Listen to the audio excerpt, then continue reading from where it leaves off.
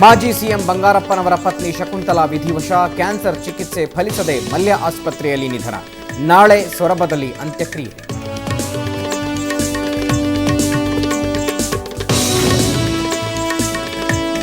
ಶಿಷ್ಟಾಚಾರ ಉಲ್ಲಂಘಿಸಿದ್ದಕ್ಕೆ ಆಕ್ರೋಶ, ದಿನಕ್ಕೆ 6 ಗಂಟೆ ಡ್ರಿಲ್ ಪನಿಷ್ಮೆಂಟ್. ಮಾಸ್ತಿ ಪಿಎಸ್ಐಗೆ ಕೋಲಾರ ಎಸ್ಪಿ ಶಿಕ್ಷೆ.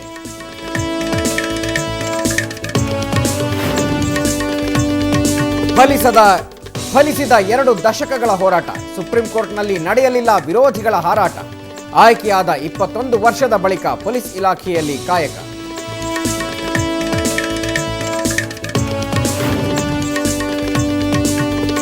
ಇಲ್ಲಿರೋದು 100 ಹಾಸಿಗೆ, ಕೆಲಸ ಮಾಡೋದು 3 ವೈದ್ಯರು. ಇದು ಹಿರಿಯೂರು ತಾಲೂಕು ಸರ್ಕಾರಿ ಆಸ್ಪತ್ರೆಯ ಕರ್ಮಕಾಂಡ. ಬೆಂಕಿ ಜೊತೆಯಲ್ಲಿ ಭಕ್ತರ ಚೆಲ್ಲಾಟ, ಅಗ್ನಿದೀವಿಗೆ ಹಿಡಿದು ಪರಸ್ಪರ ಬಡಿದಾಟ. ಕಟೀಲು ದುರ್ಗಾ ಪರಮೇಶ್ವರಿ ಸನ್ನಿಧಿಯಲ್ಲೊಂದು ವಿಚಿತ್ರ ಆಚರಣೆ.